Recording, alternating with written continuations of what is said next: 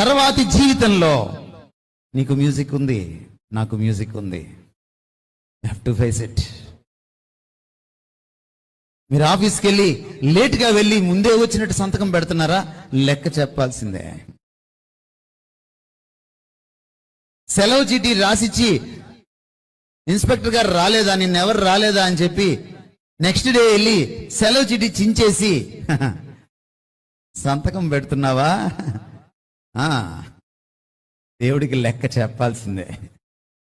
Government ఆఫీసర్గా బల్ల కింద చేతులు పెట్టకుండా బల్ల పైన సంతకం పెట్టలేకపోతున్నావా?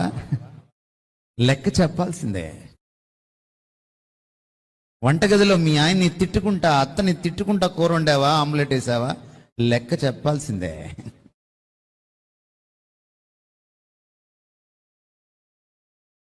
నీ మొత్తము జీవితాన్ని ఈ భూమి మీద పునరుద్ధానం సరిచేస్తోంది. నీకు ఒక రెడ్ లైట్ వార్నింగ్ ఇస్తోంది. అరే, ఈ బతుకు తర్వాత బతుకుంది, లెక్క చెప్పాలి.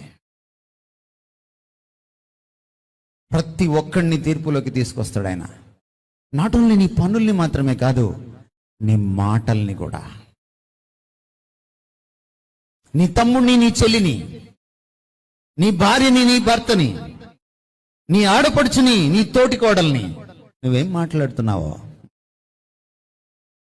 లెక్క చెప్పాలి.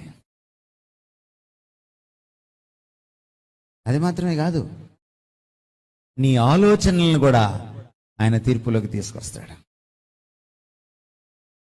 నువ్వేం ఆలోచిస్తున్నావు? నువ్వేం తలస్తున్నావు? ఇక్కడికి వచ్చి పాట పాడుతున్నావా?